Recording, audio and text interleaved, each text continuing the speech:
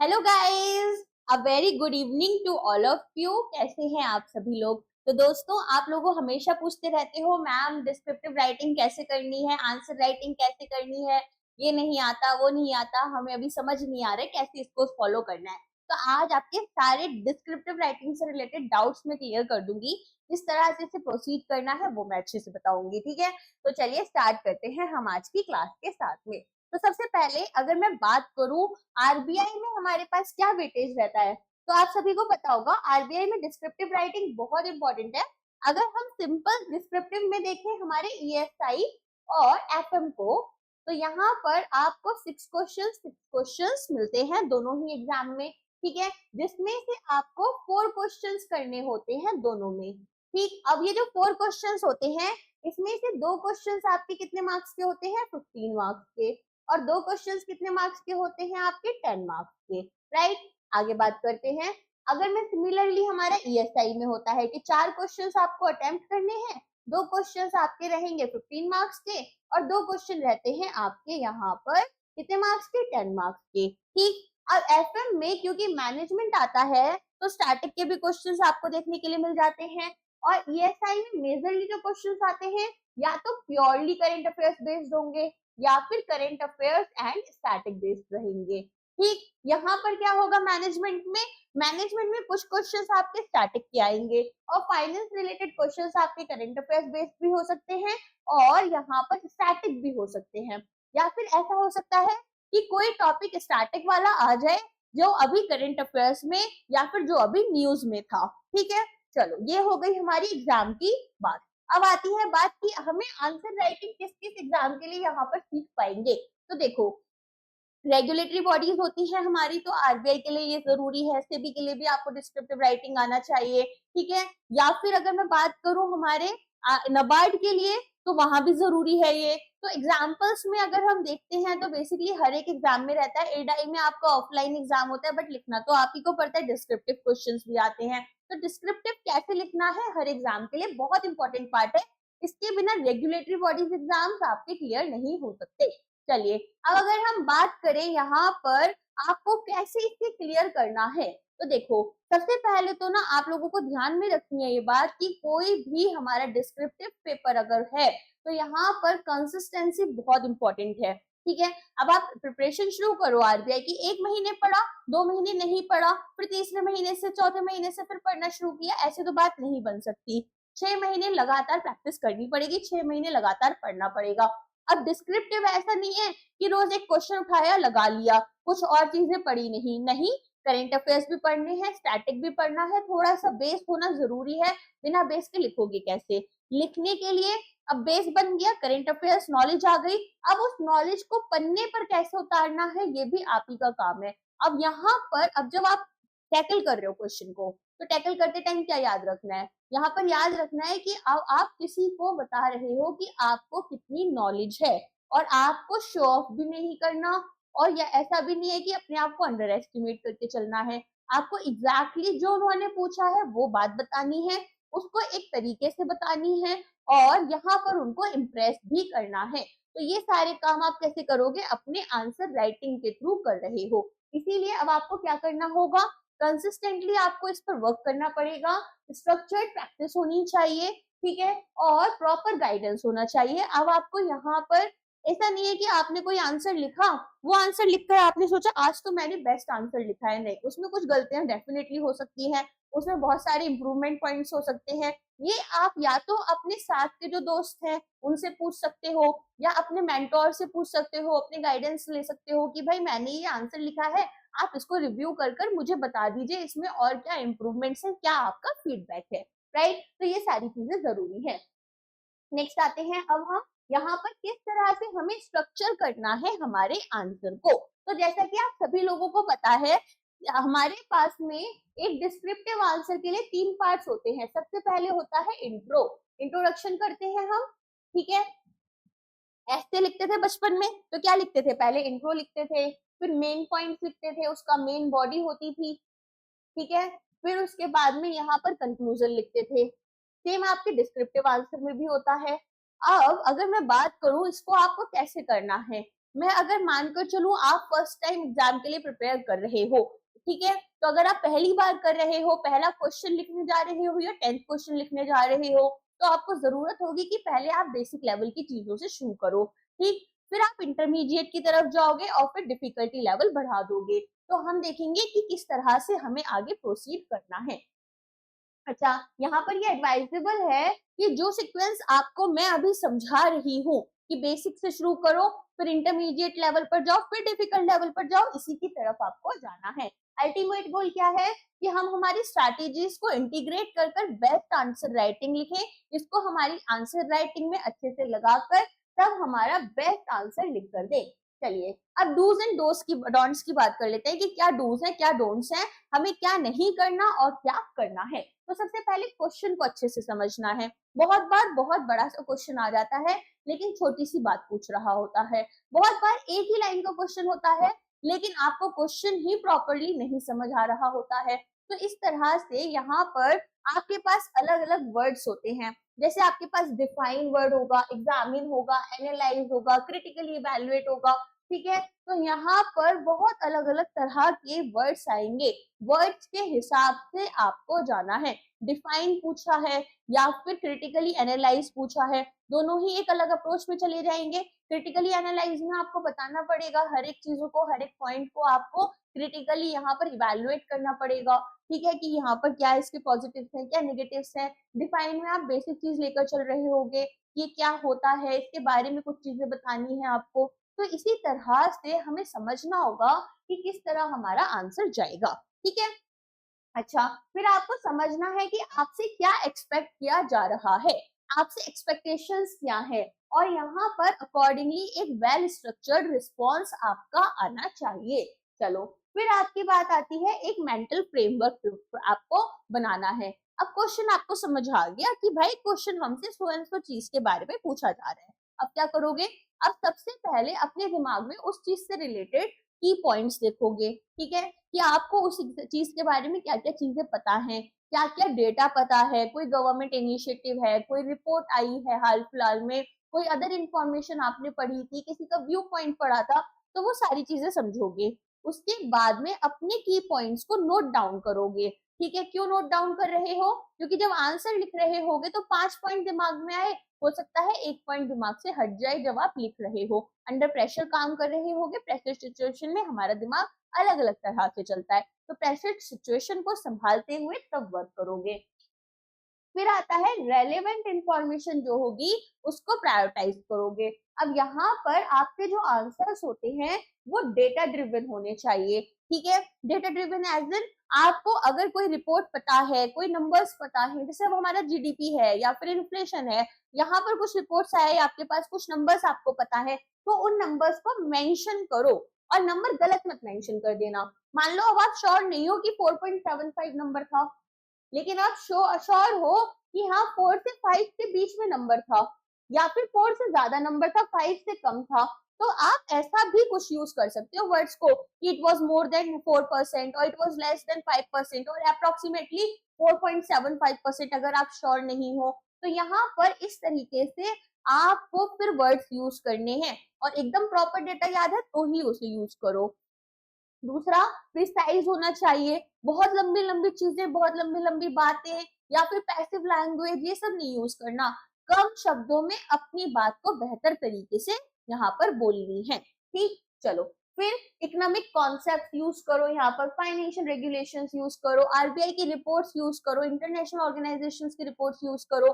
आपको पता है कि कुछ इकोनॉमिक कॉन्सेप्ट अभी जैसे न्यूज में चल रहा है, फॉर एग्जाम्पल अब आपसे बोला जाए कि इंडिया में हम देख रहे हैं यहाँ पर जो पे पैरिटीज है वो बहुत हाई है, इसके अलावा हम ये भी देख रहे हैं कि इंडिया में जो पे होती है वो बाकी कंट्री से काफी कम होती है। तो अब हाल फिलहाल में हम न्यूज में बार बार एक कॉन्सेप्ट देख रहे हैं, किसका कॉन्सेप्ट देख रहे हैं, जीडीकेपी का कॉन्सेप्ट देख रहे हैं, जहां पर ये बोला जा रहा है कि अब हम क्या कर रहे हैं, हमारी जो इकोनॉमी है उसको नॉलेज बेस्ड इकोनॉमी में कन्वर्ट करने की कोशिश कर रहे हैं, ना कि लेबर बेस्ड में। तो अब आप इन कॉन्सेप्ट को यूज करके यहाँ पर अपने आप को बेटर दिखा सकते हो, लेकिन अगेन इन बातों को भी तरीके से बोलना है, ओके।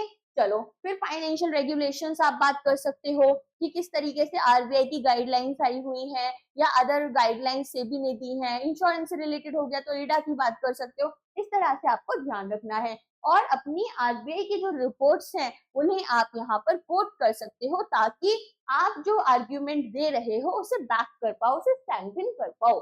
फिर सिंपल और इफेक्टिव लैंग्वेज यूज करनी है, कॉम्प्लिकेटेड लैंग्वेज नहीं यूज करनी। जरूरी नहीं है इंग्लिश में आपकी मास्टरी है तो आप सारी मास्टरी यहीं पर दिखाओगे, नहीं, ऐसा नहीं करना है। आपको यहाँ पर सिंपल लैंग्वेज यूज करनी है। अगर आप ए बोल रहे हो तो सामने वाले को ए ही सुनाई दे, उसमें वो ये नहीं सोचने लगे कि निमोनिक्स तो नहीं यूज हो गए। ठीक है, यहाँ पर जो आप बोल रहे हो उसको ही यहाँ पर दिखाने के लिए सिंपल इफेक्टिव लैंग्वेज। ठीक है, तो क्लैरिटी होनी चाहिए, बहुत कॉम्प्लेक्स सेंटेंसेस आपको यूज नहीं करने हैं, जार्गन्स आपको नहीं यूज करने। ठीक है, बहुत ही कोई ऐसा जार्गन है जो बहुत ही कॉमन हो चुका है तो वो बात एक अलग है, अदरवाइज कोशिश करो जार्गन्स यूज ही ना करो। अच्छा, फिर क्या करोगे, अपनी जो भी बात बोल रहे हो उसको फैक्ट्स के साथ में, एग्जांपल्स के साथ में सपोर्ट करोगे। तो जैसा मैंने बताया था, रिपोर्ट साइट कर सकते हो, गवर्नमेंट की पॉलिसीज, गवर्नमेंट के इनिशिएटिव्स, गवर्नमेंट की reports, economic indicators, real world examples, ये सारी चीजें आप यहाँ पर यूज कर सकते हैं। अब आती है बात क्या क्या नहीं करना है। सबसे पहले तो डिविएट नहीं करना टॉपिक से। अब मैं डिस्क्रिप्टिव राइटिंग के बारे में आपको बता रही हूँ, बताते बताते मैं ऑब्जेक्टिव का बताने लग जाऊं। ठीक है, ऑब्जेक्टिव का बताते बताते फिर मैं एग्जाम में डिस्क्रिप्टिव इंग्लिश के बारे में बताने लग जाऊं तो क्या हो गया, डिविएट कर जाऊंगी मैं अपनी बात से। यहाँ पर ऐसी चीजें नहीं करनी है, जो आपसे पूछा गया है उसी पर आपको अड़े रहना है। ये नहीं है कि हाँ भाई इस एक अम्ब्रेला में हमारे पास सो मनी चीजें आ रही हैं तो हम उन सारी चीजों को ही कवर कर रहे हैं, नहीं, जो मेन चीज पूछी गई है, जिस बारे में बात की जा रही है उसी को कवर करो। ठीक है, तो फोकस क्या रहेगा कि क्या आपसे पूछा जा रहा है। अननेसेसरी इलैबोरेशंस आपको अवॉइड करनी है। एक ही बात को घसीटे जा रहे हैं, घसीटे जा रहे हैं, ये सब नहीं है। एक बात में एक बार बात बोल दी। यहाँ पर आरबीआई का एक स्पेशल चीज होता है या नबार्ड का, सभी एग्जाम्स का एक्चुअली, कि अब आप जब लिख रहे हो, यूपीएससी की बात नहीं हो रही है यहाँ पर बैंकिंग एग्जाम की बात हो रही है। तो यहाँ पर एक बात बोल दी, उसको एक पॉइंट आपने देना है, भाई ये डेटा है, ये चीज बोली गई है, ये ऐसे है, फैक्ट्स बोल रहे हैं। ठीक है, अब मेरे व्यू पॉइंट में ऐसा भी है वैसा भी है, वो सब कहानियां नहीं लिखनी है, यहाँ कहानियां कोई नहीं सुनना चाहता। Okay, don't over think, right efficiently. बहुत ज्यादा ओवर थिंक नहीं करना। कोई टॉपिक मिला उस पर सोचे जा रहे हो और क्या कर सकता हूँ और क्या कर सकता हूँ, इस एक क्वेश्चन को इतना परफेक्ट बनाने के पीछे पड़ गए कि अगले क्वेश्चन के लिए टाइम ही नहीं बचा एग्जाम में। ऐसा नहीं करना है। जो आपसे पूछा जा रहा है उसको एक बार समझो, उस पर आपकी क्या नॉलेज है उसको यूज करो। ठीक है, कुछ अगर लग रहा है कि बहुत ज्यादा फैक्ट्स नहीं पता है तो थोड़ा बहुत जो याद है उसको, जैसे मैंने बताया, more than, less than, approximately, ऐसे वर्ड्स यूज कर उसको सॉल्व करो। तो टाइम मैनेजमेंट बहुत क्रूशियल है आप लोगों के लिए। परफेक्ट आंसर का वेट मत करो, जो जानते हो उसी के ऊपर अपनी जो आंसर है उसको बिल्ड करो। अब कई बार क्या होता है ना, आपको 6 क्वेश्चन में से 4 सिलेक्ट करने थे, आपको 3 तो अच्छे से आते हैं, एक अच्छे से नहीं आता, तो अब इस एक के पीछे नहीं पड़े रहोगे। पहले जो 3 अच्छे से आते हैं उन्हें लिखो, फिर एक में जो भी चीजें आपको आती है, समझ आ रही है, जो थोड़ा बहुत नॉलेज है, ठीक है, उसके ऊपर अपने आंसर को ड्राइव कर लो। आंसर में अच्छे मार्क्स मिल जाएंगे, परेशान मत होना। फिलोसोफाइज नहीं करना। ठीक है, फिलोसफीज यहाँ नहीं लिखनी है। यहाँ नहीं लिखना कि भाई हमें ऐसा लगता है, हमें वैसा लगता है, ये सब नहीं है। यहाँ पर आंसर्स एनालिटिकल होने चाहिए, फैक्चुअल होने चाहिए, फिलोसफिकल या एब्स्ट्रैक्ट नहीं होने चाहिए। ओके, यहाँ पर बैठकर आपको गांधी जी की फिलोसफीज को नहीं यूज करना। Gandhi ji is an example, मतलब कोई भी आपको अपनी खुद की फिलोसफीज को भी नहीं लिखना है। ओके, अब आती है बात कैसे स्ट्रक्चरिंग करनी है आंसर की। तो पूरा अगर आप आंसर लिख रहे हो तो मैंने बताया इंट्रोडक्शन होगा, मेन बॉडी होगी, कंक्लूजन होगा, लेकिन इंट्रोडक्शन कौन से तरह का किस क्वेश्चन में जाएगा ये भी जरूरी है, इसको समझाना। ठीक है, तो यहाँ पर इंट्रोडक्शन आपको जब लिखना है तो वर्ड लिमिट आपको कितनी यूज करनी है, 10 से 15% अपनी वर्ड लिमिट यहाँ पर यूज करनी है इंट्रोडक्शन के लिए। ठीक है, जिसमें या तो आप डिफाइन कर रहे हो अपने की कॉन्सेप्ट को या फिर कंटेक्चुअल बैकग्राउंड देख रहे हो कि भाई यहाँ पर सो एंड सो चीज हुई। अब वो क्वेश्चन के ऊपर होगा, हम देखेंगे कि किस तरह से क्वेश्चन होगा तो कौन सा हमारा इंट्रोडक्शन जाएगा वो भी मैं बताऊंगी। यहाँ पर फैक्ट्स यूज करोगे, रिपोर्ट्स यूज करोगे, आरबीआई के जो नोटिफिकेशंस है इनको यूज कर रहे होगे। अब एक एग्जांपल है, यहाँ पर आपको रोल बताना है financial stability in economic growth, ठीक है। तो यहाँ पर जब आप फाइनेंशियल स्टेबिलिटी का इकोनॉमिक ग्रोथ में क्या रोल है ये बताने जा रहे हो, तो यहाँ पर आपको बताना होगा कि भाई ये क्या कर रहा है, वेल फंक्शनिंग बैंकिंग सेक्टर कर रहा है, इन्फ्लेशन जो है उसे कंट्रोल कर रहा है, मॉनेटरी पॉलिसी रोबस्ट होनी चाहिए वो देख रहा है, इसके अलावा सस्टेन इकोनॉमिक ग्रोथ पर वर्क कर रहे हैं। आरबीआई का यहाँ पर बहुत क्रूशियल रोल है और ये सारी बातें हमने हमारे इंट्रोडक्शन में लिखी। That's it. अब इंट्रोडक्शन में कौन कौन से टाइप्स होते हैं, यहाँ थोड़ा फॉन्ट छोटा हो गया है, यहाँ पर लिखा है टाइप ऑफ इंट्रोडक्शन, ठीक है। तो टाइप्स ऑफ इंट्रोडक्शन में क्या होगा, यहाँ पर आपको बेसिक इंफॉर्मेशन टाइप देखनी है कि भाई एक फंडामेंटल ओवरव्यू दे सकते हो आप टॉपिक का, या फिर ये हमारे किसके लिए जाएगा, ये हमारे लिए जा रहा है कॉन्सेप्ट बेस्ड क्वेश्चन पर, ठीक है, जहां पर हमारे कॉन्सेप्ट आ रहे हैं। जैसे यहाँ पर फाइनेंशियल स्टेबिलिटी का हमने कॉन्सेप्ट बता दिया कि भाई सो एंड सो चीज है, एक ओवरव्यू दे दिया। फिर आता है डेटाबेस टाइप का, जहां पर हम डेटा यूज कर रहे हैं हमारे इंट्रोडक्शन में। तो यहाँ पर हम फैक्ट्स यूज कर सकते हैं, स्टैट्स या रिपोर्ट्स को यूज कर सकते हैं। तो जैसे कि अब आपसे पूछा गया फाइनेंशियल स्टेबिलिटी से रिलेटेड ही कोई चीज हमारी चल रही थी, तो यहाँ पर मान लो अब आप क्या करोगे कि भाई according to financial stability report 2023 by RBI, GNPS जो थे हमारे वो उनका रेशियो इतना था, और जो हमारी बैंकिंग सेक्टर थी, बैंकिंग सेक्टर में हम क्या देख रहे थे, यहाँ पर ये इतने परसेंट डिक्लाइन कर गया, ठीक है। तो जीएनपीएस क्या है, नॉन परफॉर्मिंग एसेट्स का जो हमारा रेशियो है वो ओवरऑल इतना डिक्लाइन कर रहा है, मतलब हमारी फाइनेंशियल हेल्थ अच्छी हो रही है, हमारी इकोनॉमिक रेजिलियंस बढ़ रही है। फिर होते हैं डेफिनेशन टाइप्स। डेफिनेशन में हम एग्जैक्टली डिफाइन कर रहे हैं कि फाइनेंशियल स्टेबिलिटी होती क्या है, तो यहाँ पर आप एक क्लियर डेफिनेशन दे रहे हो। अच्छा, कुछ डेफिनेशन हमारा वर्ल्ड बैंक दे देता है, या फिर डब्ल्यूएचओ दे देता है अगर हेल्थ रिलेटेड है, या फिर आरबीआई बहुत सारी डेफिनेशन आपको देकर रखता है, तो आप इनको भी यहाँ पर यूज कर सकते हो, ठीक। चलो, फिर आती है रीसेंट इवेंट टाइप्स, जहां पर आप करंट अफेयर्स की नॉलेज को अपनी यूज करोगे, कोई पॉलिसी चेंजेस हुए हैं उनको यूज कर रहे होगे। जैसे कि अब यहाँ पर बात हो रही है डिजिटल लैंडिंग गाइडलाइंस की, ठीक है, कि भाई 2023 में यहाँ पर आरबीआई ने डिजिटल लैंडिंग गाइडलाइंस को इंट्रोड्यूस किया था, जिसमें कि अब यहाँ पर फाइनेंशियल स्टेबिलिटी की बात हो रही है इन फिनटेक सेक्टर, ओके। तो यहाँ पर इस तरह से आप इसको यूज कर सकते हो। अब आते हैं हमारी सेकेंड स्टेप पर, जो कि है हमारी मेन बॉडी।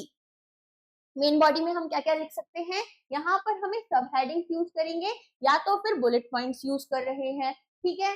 और क्या कर सकते हैं, यहाँ पर जो भी चीज हमारे क्वेश्चन में पूछी गई है हमें उसको यूज करना है, उस बात को एड्रेस करना है। अब डिफाइन बोला, इवेल्युएट बोला, एग्जामिन बोला, तो अकॉर्डिंगली हम उस चीज के ऊपर यहाँ पर वर्क कर रहे हैं।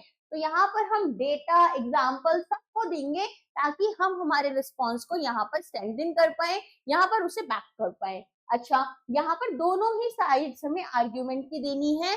अगर यहाँ पर आपसे कोई क्वेश्चन पूछा गया है कि आपको इवैल्यूएट करना है, या आपसे मतलब पूछा जा रहा है क्वेश्चन में, आपको लग रहा है कि कुछ इस तरह का पार्ट है जिसमें हमें इसकी नेगेटिव और यहाँ पर पॉजिटिव एस्पेक्ट्स दोनों ही बतानी है, तो आप दोनों चीजों को यहाँ पर एड्रेस करोगे, डिस्कस करोगे। अब एक एग्जाम्पल है कि हमसे अगर की एस्पेक्ट पूछी जा रही है फाइनेंशियल स्टेबिलिटी की, तो यहाँ पर हम आरबीआई का क्या रोल है, इसका इम्पैक्ट क्या है, चैलेंजेस क्या है, ग्लोबल प्रैक्टिसेस क्या है, ये सारी बातें करेंगे। अप्रोच क्या है हमारे एनालिटिकल क्वेश्चंस के लिए, अब आपके पास दो तरह के क्वेश्चन हो सकते हैं, ठीक है, या तो हमें इवैल्यूएट करना है, या तो हमें एनालिटिकल क्वेश्चन दिए हैं, तो हमें क्या करना होगा। सबसे पहले बात करेंगे अप्रोच हमारी एनालिटिकल क्वेश्चंस में कैसी रहेगी। तो यहाँ पर जो हमारा टॉपिक है इसको हम कंपोनेंट्स में ब्रेक करेंगे। जैसे कि अगर क्वेश्चन हमारा फाइनेंशियल सेक्टर रिफॉर्म से रिलेटेड है, या तो फिर हमें क्या करना है, इसका इम्पैक्ट एनालाइज करना है कि इकोनॉमिक ग्रोथ पर इसका क्या इम्पैक्ट रहेगा, बैंक्स की स्टेबिलिटी पर क्या इम्पैक्ट रहेगा, फाइनेंशियल इंक्लूजन में ये कैसे हेल्प करने वाला है, तो हम ये सारी चीजें यहाँ पर देखेंगे। अब यहाँ पर कुछ एग्जांपल्स भी आप यूज कर सकते हो, जैसे कि इन्वेस्टमेंट में कितना इंक्रीज हो रहा है, कैपिटल एडिक्वेसी किस तरह से हमारी बढ़ रही है, या फिर रूरल क्रेडिट पर क्या इम्पैक्ट आ रहा है।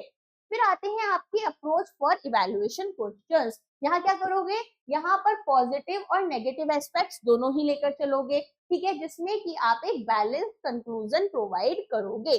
तो यहाँ पर मान लो टॉपिक आपका है role of public sector bank in India economic development. तो यहाँ पर अगर ये टॉपिक है तो क्या करोगे, यहाँ पर इनका कंट्रीब्यूशन बताओगे, चैलेंजेस बताओगे, ठीक है, इनसे क्या प्रॉब्लम्स रिलेटेड हैं, यहाँ पर ये क्या इंप्रूवमेंट्स कर सकते हैं, सब चीजें बताओगे। और वे फॉरवर्ड भी बताओगे कि भाई गवर्नमेंट किस तरह से हमें यहाँ पर नए नए इनिशिएटिव्स ला रही है, गवर्नेंस रिफॉर्म्स क्या क्या आ रहे हैं, आरबीआई कौन कौन सी यहाँ पर अपनी रेगुलेशंस लगा रही है, आरबीआई की यहाँ पर क्या एस्पेक्ट है, डिजिटल ट्रांसफॉर्मेशन हम कैसे कर सकते हैं, प्राइवेटाइजेशन की जो डिबेट चलती रहती है उसके बारे में आप यहाँ पर डिस्कस कर सकते हो, ठीक है। तो इतना सारा पार्ट आपके पास है करने के लिए। अब तीसरा आता है हमारा कंक्लूजन, लास्ट स्टेप है। यहाँ पर मैं आपको अलग अलग तरह के कंक्लूजन्स बताऊंगी और ये बताऊंगी कि कैसे इन कंक्लूजन्स को आपको लिखना होगा। सबसे पहले अगर हम बात करें कि हमारी जो की इनसाइट्स हैं इन्हें हमें 2 से 3 लाइन में समराइज करना है कि बेसिकली हमें अभी तक ये चीजें हमने कंक्लूड कर दिया पूरे आंसर को 2 से 3 पॉइंट्स में, ठीक है। यहाँ पर हमारी जो भी बात कर रहे हैं, एक चीज याद रखना, जब भी कंक्लूजन लिखोगे, कंक्लूजन हमेशा फॉरवर्ड लुकिंग होना चाहिए, पॉजिटिव होना चाहिए और बैलेंस्ड होना चाहिए, ठीक है। तो यहाँ पर अगर मान लो किसी प्रॉब्लम के बारे में क्वेश्चन में बात की गई है तो एट द एंड ये नहीं बोलना है कि हाँ ये प्रॉब्लम बहुत खराब है, इसमें ये है वो है, नहीं। यहाँ पर बोलोगे गवर्नमेंट ये स्टेप्स ले रही है, हमें और ये चीजें बेहतर कर सकते हैं। यहाँ पर आप अपना व्यू पॉइंट दे दोगे कि हाँ, व्यू पॉइंट एज इन कि आप एक प्रैक्टिकल अप्रोच बता दोगे कि इसे कैसे सॉल्व कर रहे हैं और इसे बाकी ग्लोबली कैसे सॉल्व किया जा रहा है, गवर्नमेंट के क्या इनिशिएटिव है, ये सारी चीजें लोगे, लेकिन एक फॉरवर्ड लुकिंग अप्रोच, एक पॉजिटिव पॉइंट पर ही अपने जो भी कंक्लूजन है उन्हें समराइज करोगे। पॉलिसी रिकमेंडेशन दे सकते हो, पॉजिटिव नोट पर एंड करना है और प्रैक्टिकल नोट पर एंड करना है, ठीक है। अब डिफरेंट टाइप्स ऑफ कंक्लूजन्स हो सकते हैं हमारे, तो डिफरेंट टाइप्स ऑफ कंक्लूजन्स के लिए हम यहाँ पर देखेंगे कि हम क्या क्या यूज कर सकते हैं। तो सबसे पहले समराइज कंक्लूजन्स हो सकते हैं।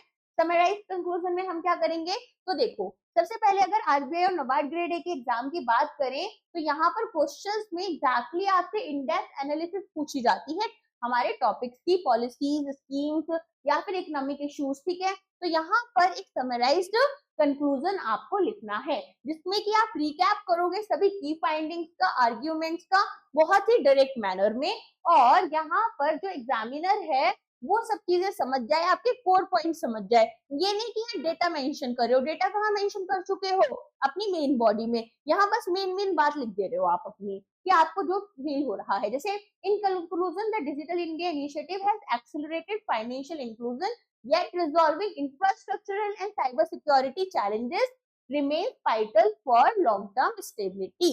Okay, दूसरा है बैलेंस कंक्लूजन। यहाँ पर क्या करोगे, यहाँ पर ये उन क्वेश्चंस के लिए है जहां पर आपको मल्टीपल पर्सपेक्टिव्स के लिए यहाँ पर यूज करना है, ठीक है। जहां पर अब आपके पास डिबेट्स चल रही हैं, फिस्कल वर्सेस मॉनेटरी पॉलिसी हो गया, पब्लिक वर्सेस प्राइवेट सेक्टर हो गया, ठीक है। या फिर आपसे पूछा जाए कि भाई हमें क्या करना है, बैंक्स को प्राइवेटाइज करना चाहिए या नहीं करना चाहिए। हाल फिलहाल में एक न्यूज था कि डिसइन्वेस्टमेंट ड्राइव जो है गवर्नमेंट की, अब वो बहुत ज्यादा एक्सेलरेट हो चुकी है। गवर्नमेंट करेंटली 10,000 करोड़ से 25,000 करोड़ जो है वो यहाँ पर टारगेट करके चल रही है। तो आप इन चीजों को, यहाँ पर आपसे इस तरह की कोई न्यूज आ गई, कोई चीज आ गया जिसमें डिबेट है, तो आपकी बैलेंस्ड अप्रोच होनी चाहिए। ओके, अच्छा, in this cases you would acknowledge different view points, आप डिफरेंट व्यू पॉइंट्स को यहाँ एक्नॉलेज करोगे और एक न्यूआंस्ड कंक्लूजन प्रोवाइड करोगे जो कि बहुत ज्यादा किसी भी एक साइड की तरफ नहीं जा रही। अब ऐसा नहीं कि आपको प्राइवेटाइजेशन पसंद नहीं है बैंक्स का तो आप उसी चीज को बहुत ज्यादा उस पर डिपेंडेंट हो जाओ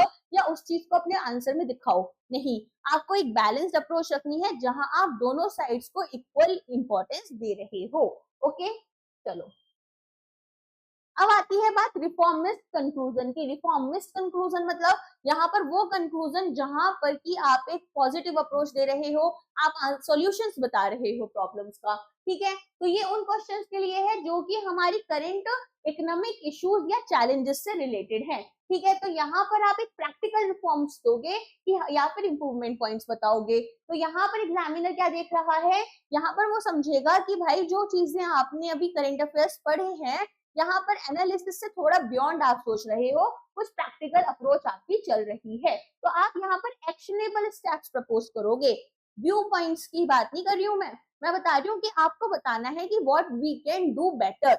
ओके, चलो अब अगर हम बात करें given the escalating risk of digital fraud, जैसे कि हमारे डिजिटल फ्रॉड्स जो हैं उनकी वजह से जो रिस्क बढ़ता जा रहा है, तो financial sector urgently needs to bolster regulatory oversight and enhance cyber security protocols to safeguard consumer interest।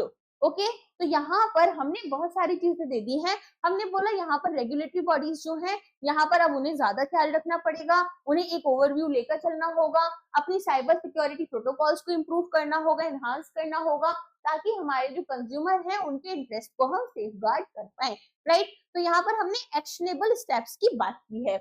अब आता है फ्यूचरिस्टिक कंक्लूजन। फ्यूचरिस्टिक कंक्लूजन में क्या होगा, ये बेसिकली उन क्वेश्चंस के लिए आइडियल है जहां पर हम लॉन्ग टर्म इकोनॉमिक ट्रेंड्स की बात कर रहे हैं, फाइनेंशियल सिस्टम्स या टेक्नोलॉजीज की बात कर रहे हैं।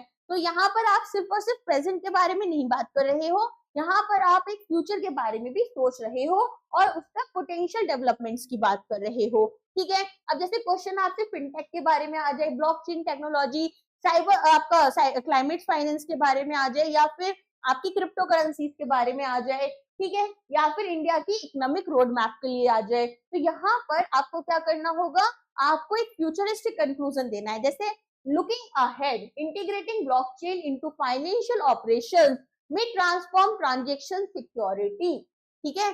चाहे हमारे जो भी क्रिप्टो करेंसीज होती हैं वहां पर ब्लॉकचेन यूज होती है। ब्लॉकचेन से क्या होता है, हम देखते हैं कि बहुत अच्छी सिक्योरिटी मिलती है, तो हम यहाँ पर ब्लॉकचेन टेक्नोलॉजी को यूज करते हुए हमारे यहाँ जो ट्रांजेक्शन हो रहे हैं उनकी सिक्योरिटी को भी बढ़ा सकते हैं, और इसमें प्रोवाइडेड कि हमारी जो रेगुलेटरी फ्रेमवर्क है वो भी अडेप्ट कर पाए अकॉर्डिंगली। आगे समझ में, तो किस तरह के हमें यहाँ पर कंक्लूजन लिखने हैं, और कंक्लूजन एंड वे फॉरवर्ड की अगर हम बात करें तो for both the RBI grade B and NABARD grade A exams बहुत सारे क्वेश्चंस हैं जो कि हमसे ये डिमांड कर रहे हैं कि आप एक एनालिसिस और सॉल्यूशन ओरिएंटेड थिंकिंग प्रोवाइड करो, ठीक है। तो ऐसे में आपका वे फॉरवर्ड जो होगा वो प्रैक्टिकल स्ट्रेटेजीज बताएगा, एक्शंस बताएगा कि किस तरह से आपको इन इश्यूज को टैकल करना होगा, ठीक है। तो यहाँ पर कंक्लूजन टाइप आपका कब परफेक्ट होगा, जब यहाँ पर आपका जो एग्जामिनर है उसको आप कॉन्क्रीट सजेशंस प्रोवाइड कर रहे हो जिसको वो यहाँ पर लेना चाहता है, या फिर नेक्स्ट स्टेप्स आपकी क्या होनी चाहिए किसी चैलेंज को एड्रेस करने के लिए। अब एक और एग्जांपल है, to strengthen India's capital markets a way forward includes streamlining regulatory measures, fostering innovation and enhancing investor education. दोस्तों एक बात बताती हूँ, ये बहुत लंबा सा लेक्चर हो गया है, ठीक है। अब आपको लगेगा इतनी सारी चीजें मैं कैसे समझूं या कैसे पढ़ूं, तो ये लेक्चर ना एक बार देखने के लिए नहीं है, और ये लेक्चर आपको कम से कम 2 से 3 बार देखना है। जब भी आप अपनी आंसर राइटिंग कर रहे हो वहां पर आपको समझ नहीं आ रहा कि अभी कौन सी अप्रोच से इंट्रो लिखना था, यहाँ पर मैं कैसे कंक्लूजन लिख सकता था, तो उस सारी चीजों को ना ये टैकल करता हुआ चलेगा।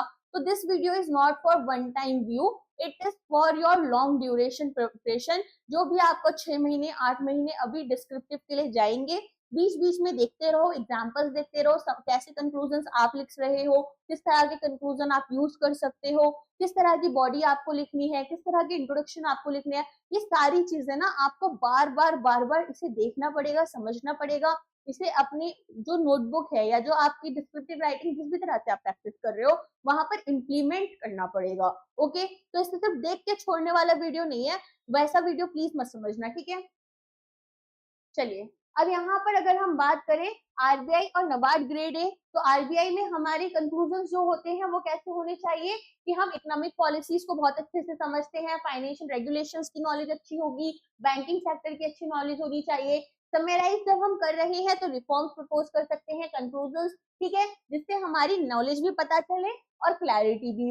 अगर नाबार्ड ग्रेड ए के लिए कर रहे हो तो रूरल डेवलपमेंट की तरफ, एग्रीकल्चर की तरफ, एनवायरमेंटल इश्यूज की तरफ आपको फोकस रहना है। तो यहाँ पर एनालिटिकल इंसाइट्स आपकी ब्लेंड होनी चाहिए प्रैक्टिकल रिकमेंडेशंस के साथ में, ठीक है। तो यहाँ पर आपको ध्यान रखना है कि किस तरह के सॉल्यूशंस आप ऑफर कर रहे हो, जो रिफॉर्म्स आप दे रहे हो वो इंडिया की इकोनॉमी जो है, रूरल इकोनॉमी, उसके लिए रेलेवेंट है भी या नहीं है, सस्टेनेबल एग्रीकल्चर की तरफ जा रहे हैं या नहीं जा रहे, और फाइनेंशियल इंक्लूजन जैसे गोल्स को यहाँ पर टैकल कर रहे हैं या नहीं कर रहे। अब एक एडिशनल स्ट्रक्चर टिप्स है कि यहाँ पर आपको क्या करना है, यहाँ पर आपको सब सेक्शंस में अपने आंसर को डिवाइड करके चलना है, ठीक है। और फिर हर एक पार्ट जो है क्वेश्चन का उसको यहाँ पर एड्रेस करोगे। अब एक ही क्वेश्चन में 3 स्टेटमेंट दे दी, 3 यहाँ पर सब पार्ट हो गए, तो हर एक को एक एक करके एड्रेस करते हुए चल रहे हो। एक एग्जाम्पल यहाँ पर है, इसे आप रीड कर सकते हो। फिर रीडेबिलिटी जो है आपकी उसको एनहांस करोगे, एंगेजमेंट को यहाँ पर एनहांस करने की कोशिश करोगे, तो शॉर्ट क्लियर सेंटेंसेस लिखोगे, बुलेट पॉइंट्स में लिख सकते हो चाहो तो, ठीक है। और कुछ फ्रेश एग्जांपल्स प्रोवाइड करने की कोशिश करोगे कि भाई नबार्ड का अगर रोल की बात हो रही है तो नबार्ड से रिलेटेड कुछ भी गवर्नमेंट के हाल फिलहाल के इनिशिएटिव्स हैं तो उन्हें यहाँ पर बताओगे, नबार्ड के कुछ इनिशिएटिव्स हैं वो बताओगे। हो सकता है कि मिनिस्ट्री ऑफ रूरल डेवलपमेंट ने नबार्ड के साथ कोऑर्डिनेट कर यहाँ पर कोलैबोरेट करके कुछ स्टार्ट किया हो वो बताओगे। तो इस तरह से आपको जाना होगा आगे। हेडिंग्स और सब हेडिंग्स यूज करने की कोशिश करो, ठीक है। तो यहाँ पर आपको कोशिश क्या करनी है कि यहाँ पर जैसे अब आपके पास में सेबी का रोल आ जाए कि कैपिटल मार्केट रेगुलेशन में क्या है, तो यहाँ पर इंट्रोडक्शन दोगे, फिर रेगुलेटरी फ्रेमवर्क्स बताओगे, मार्केट सर्विलेंस की बात करोगे, चैलेंजेस, कंक्लूजन्स, ये सारी चीजें आप देखोगे, ठीक है। अब आती है बात कि बुलेट में लिखना है या फिर पैराग्राफ्स में लिखना है, ये भी बहुत सारे स्टूडेंट्स का क्वेश्चन होता है। तो यहाँ पर एनालिटिकल है या ओपिनियन बेस्ड क्वेश्चन है तो पैराग्राफ लिखोगे, फैक्ट बेस्ड है तो कोशिश करोगे बुलेट्स में लिख दो, और हाइब्रिड अप्रोच भी यूज कर सकते हो कि कुछ चीजें आपने पैराग्राफ में कुछ बुलेट पॉइंट्स में लिख दी, जहां पर कि अगर आपको डिमांड लग रही है कि क्वेश्चन की कुछ इस तरह की डिमांड है, ठीक। यहाँ पर आपके पास में एक एग्जाम्पल है जहां पर आरबीआई का रेगुलेशन में कि भाई फिनटेक स्टार्टअप को कैसे रेगुलेट करना है उसके ऊपर क्वेश्चन है, तो पैराग्राफ फॉर्मेट में भी लिख सकते हो और बुलेट फॉर्मेट में भी लिख सकते हो, आपकी मर्जी होगी। अब नेक्स्ट आ जाते हैं, कुछ इंटरमीडिएट लेवल पर आ जाते हैं। अभी तक तो हमने बेसिक समझा, स्ट्रक्चर समझा, बेसिकली आपको कैसे शुरुआत करनी है। अब आप आ जाते हो इंटरमीडिएट लेवल पर, तो यहाँ पर अब आपको रिफाइन करनी है अपनी answer writing skills. Now you know how to write your introduction, कौन सा इंट्रोडक्शन कहाँ लगेगा, कैसे हमें करना है काम, ठीक है। अब कहाँ पर आओगे, अब आ गए कि अब अपनी राइटिंग स्किल्स को इम्प्रूव करना है, तो एबीसी याद रखनी है आंसर राइटिंग की। एबीसी क्या है, एक्यूरेसी होनी चाहिए, ब्रेविटी एंड क्लैरिटी, मतलब यहाँ पर करेक्ट होना चाहिए डेटा, जैसा मैंने बताया था वर्ड्स यूज कर सकते हो अगर करेक्ट डेटा नहीं पता है, फैक्ट्स और कॉन्सेप्ट एकदम करेक्ट होने चाहिए। अगर आप ये बोलकर कोई भी डेफिनेशन लिख रहे हो ये आरबीआई ने प्रोवाइड की है तो सच में आरबीआई ने देनी चाहिए, फिर ऐसा नहीं है कि डेफिनेशन अपने मन की लिख दी और नाम आरबीआई का लिख दिया, ये नहीं करना है, ओके। चलो, फिर कंसाइज होना चाहिए, लेंथी एक्सप्लेनेशंस आपकी नहीं होनी चाहिए। इसके अलावा स्ट्रक्चर्ड और लॉजिकल मैनर में आपको लिखना है, क्लैरिटी के साथ में लिखना है। टाइम मैनेजमेंट कैसे करोगे, 15 मार्क के क्वेश्चन है 20 से 22 मिनट दोगे, और 10 मार्क का क्वेश्चन है तो 15 से 18 मिनट दोगे पर क्वेश्चन। उसके अलावा जो भी फैमिलियर क्वेश्चंस, आप इतने सारे क्वेश्चंस लगाओगे, प्रैक्टिस करोगे तो एग्जाम में कुछ ना कुछ तो फंस ही जाएगा, तो उन्हीं के साथ में स्टार्ट करना है ताकि आपका भी कॉन्फिडेंस थोड़ा सा बिल्ड हो जाए। अच्छा, परफेक्शनिज्म को फिर से अवॉइड करना है, ओवर थिंकिंग नहीं करनी है, जो आता है जैसा आता है उसी के की पॉइंट्स लिखकर अपना स्टार्ट करना है ताकि टाइम वेस्ट ना हो।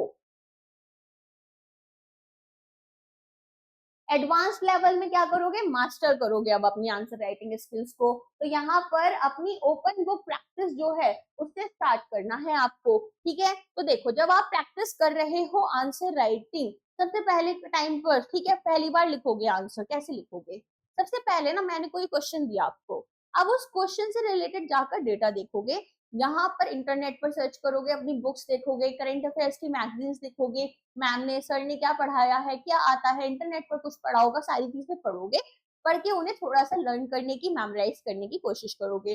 कर लिया, मान लो 1 घंटा आपने दे दिया, 1 घंटा मत देना, 15-20 मिनट का काम है, हो गया।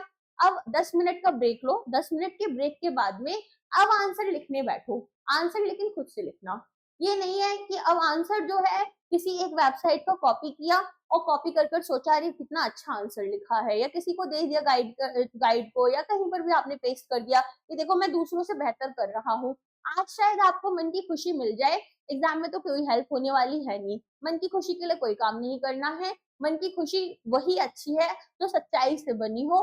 तो क्वेश्चन को तभी लिखना जब आपने खुद ने सब चीजें पढ़ ली है और खुद से वो आंसर लिखा है। ज्यादा से ज्यादा क्या हो जाएगा, इतना बुरा आंसर लिख दोगे कि कोई 10 में से तुम्हें 2 नंबर दे, ठीक है, लेकिन पहली बार में 2 नंबर भी बहुत अच्छे हैं अगर खुद की मेहनत के हैं, क्योंकि उन 2 नंबर को ही 8 नंबर में तब्दील करना है। ओके, चलो, progress to writing from memory. तो यहाँ पर क्या करोगे फिर, अब यहाँ से अपनी मेमोरी से रिकॉल करना और स्पीड अपनी इंप्रूव करनी शुरू करोगे। अब मैंने क्या बताया था, एक था कि भाई हमने अभी पढ़ना शुरू किया है तभी हमारी डिस्क्रिप्टिव राइटिंग भी शुरू हुई है, मुझे बहुत सारी चीजें नहीं पता है, अंडर द ओशन बहुत सारी चीजें होती है, हर चीज तो नहीं पता होती। अब धीरे धीरे चीजें पता होने लग गई, क्वेश्चंस वो आने लग गए जो नॉलेज मुझे थी, ठीक है। अब इंटरनेट पर नहीं जाऊंगा, पहले खुद से लिखूंगी कि मुझे क्या क्या आता है, खुद से लिखा, लिखने के बाद में फिर अपने आंसर्स को इवेलुएट करवाया, फिर देखा मैं और कैसे इसे बेटर कर सकता था या कर सकती थी। इसके अलावा प्रीवियस ईयर क्वेश्चंस जो है आपको इंटरनेट पर आसानी से मिल जाते हैं, उनको आप यूज करो और यहाँ पर देखो कि एग्जामिनर आपसे क्या एक्सपेक्टेशंस रख रहा है। इसके बाद में कोई अगर पॉसिबल हो तो टेस्ट सीरीज ज्वाइन कर लेना, ठीक, जहां पर आपको एक्सपर्ट फीडबैक या एक्सपर्ट गाइडेंस मिले। अब आती है बात एक ल्यूसिड आंसर राइटिंग स्टाइल आपके पास कैसा होना चाहिए। अपनी खुद की आंसर राइटिंग स्टाइल बनाओगे, अब है ना मास्टरिंग वाली लेवल पर आ गए हो, तो यहाँ पर जार्गन्स फालतू में नहीं यूज करने हैं, एक्टिव वॉइस का यूज करना है, शॉर्ट सेंटेंसेस का यूज करना है, आंसर टेम्पलेट डेवलप करने शुरू करो खुद के लिए कि भाई इस तरह का क्वेश्चन आया तो इस तरह का टेम्पलेट है, ये वाला क्वेश्चन आया ये वाला टेम्पलेट है, उस टेम्पलेट के अंदर लिखना शुरू करोगे तो वर्ड लिमिट भी फॉलो कर पाओगे, आंसर भी अच्छे स्ट्रक्चर कर पाओगे। और यहाँ पर इंटीग्रेट करनी है आरबीआई की रिपोर्ट, इकोनॉमिक सर्वे, डेटा जो भी आपको मिले, ताकि क्रेडिबिलिटी आपके आंसर्स में ऐड हो पाए। तो क्रेडिबिलिटी को आपको यहाँ पर ऐड करना है। अब यहाँ पर एक फाइनल थॉट है कि आरबीआई ग्रेड बी के लिए अगर आप आंसर राइटिंग कर रहे हो तो ये एक स्किल है, स्किल मास्टर कर रहे हो, और स्किल कैसे होती है, आपकी प्रैक्टिस से होती है, ठीक है। बचपन में जब 1+2 करना होता था तो कैसे करना सिखाती थी टीचर्स, 1 1 2 1 2 3 ऐसे सीखते थे। फिर कैसे सीखना शुरू किया, उसके बाद फिंगर से 1 1 2 1 2 3, ठीक। आप कैसे बोलते हो, 1 और 2 3, बस सिंपल, राइट। तो यहाँ पर बोल इतना भी नहीं बोलना पड़ता, फिर एक टाइम पर आकर सीधे बोल दोगे 3। तो ये ही ऐसे ही आंसर राइटिंग है, धीरे धीरे सीखोगे, ठीक है। ऐसा नहीं है कि ए लिखना सीख लिया है और ए लिखने से अब सीधे सेंटेंस लिखने पहुंच जाओगे, सेंटेंस के रूल्स भी पता होने चाहिए, ठीक है। और ए से यहाँ पर 1000 वर्ड्स होते हैं वो भी आपको याद होने चाहिए। तो सिमिलरली आपको यहाँ पर इस स्किल को इम्प्रूव करने के लिए प्रैक्टिस की जरूरत है, मास्टरिंग करोगे स्ट्रक्चर पर, अपनी एक स्ट्रैटेजिक अप्रोच रखोगे और इनकॉर्पोरेट करोगे रेलेवेंट फैक्ट्स को, ठीक है, ताकि बेहतर परफॉर्मेंस आपकी हो पाए। वर्ड लिमिट्स तक स्टिक करना है, टाइम को बहुत अच्छे से इफेक्टिवली मैनेज करना है और एक स्ट्रक्चर्ड अप्रोच अपनी रखनी होगी, ठीक है। समझ में आ गया क्या क्या करना है। इस वीडियो को कम से कम 3 बार देख लेना है आरबीआई के एग्जाम से पहले, ठीक है। तो आरबीआई के एग्जाम से पहले इस वीडियो का एटलीस्ट 3 बार देख लेना। अब हम बात कर लेते हैं हमारे समर्थ 2.0 बैच की। जैसा कि आप सभी लोग जानते हैं हमारा समर्थ 2.0 बैच चल रहा है हमारे आरबीआई ग्रेड बी एस्पिरेंट्स के लिए, ठीक है। तो यहाँ पर आप क्या देखेंगे, यहाँ पर आपको 500 से ज्यादा नंबर ऑफ लेक्चर्स मिल रहे हैं, 3800 से ज्यादा प्रैक्टिस क्वेश्चन, 125 से ज्यादा हैंड रिटन नोट्स, 10 से ज्यादा मॉक टेस्ट, 24/7 आप यहाँ पर डाउट सपोर्ट मिलता है जिसमें आप डाउट पूछ सकते हैं। ये बैच हमारा ऑलरेडी स्टार्ट हो चुका है 24 फरवरी से और 31 मार्च को ये एंड हो रहा है, तो जल्द से जल्द इसे आप ज्वाइन कर सकते हो। यहाँ पर एक रेगुलर प्लान है जहाँ पर आपको सभी चीजें मिल रही हैं, ठीक है। इसका प्राइस है 2499। प्रो प्लान की अगर हम बात करें तो यहाँ पर आपको कुछ एक्स्ट्रा चीजें मिलती हैं, जैसे बुक्स आपको मिल जाते हैं, ठीक है, बुक ड्रोना सेट मिलता है हार्ड कॉपी में, इसके अलावा टेस्ट पास मिल जाता है, बुक बैंकिंग खजाना मिलता है, इनफाइनाइट प्रैक्टिस क्वेश्चंस मिलते हैं, बैटल ग्राउंड मिलता है for practice with fun, mentorship sessions आपको साथ में मिलते हैं और इंटरव्यू बैच एक्सेस भी आपको मिल रही होती है, ओके। तो आप इनका फायदा उठा सकते हैं। यहाँ पर आप देख सकते हैं अबाउट सेक्शन में कोर्स की ड्यूरेशन हमारी कब से कब तक की है, तो 26 अगस्त तक हमारी कोर्स की ड्यूरेशन है। वैलिडिटी इसकी 31 मार्च 2026 तक है। यहाँ पर आपको लाइव लेक्चर्स मिलते हैं और उसके बाद में वही लेक्चर्स जो है वो आपको रिकॉर्डेड फॉर्मेट में मिल जाते हैं। मॉक टेस्ट वगैरह भी आपको मिलते हैं। एग्जाम गाइडेंस आपको हमारे पीडब्ल्यू के ऑफलाइन सेंटर्स पर मिलता है। 1-to-1 इमोशनल वेलबींग सपोर्ट भी आपको मिलता है। इसके अलावा in person support and help desk भी आपको मिलती है।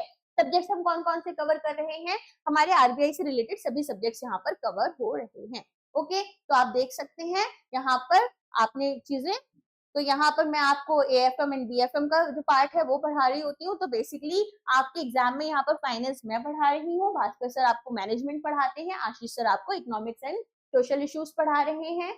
ठीक है, इसके अलावा बात करें हमारे सुमित जायसवाल सर आपको क्वांट पढ़ाएंगे, सचिन आर्वेकर सर आपको रीजनिंग, सुष्मिता मैम आपको GA BA and current affairs पढ़ाएंगी एंड आचल शर्मा मैम आपको इंग्लिश पढ़ाएंगी।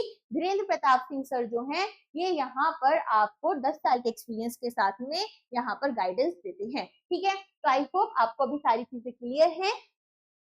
चलिए अब इसके अलावा अब हम मिलेंगे हमारे नेक्स्ट लेक्चर में। Thank you.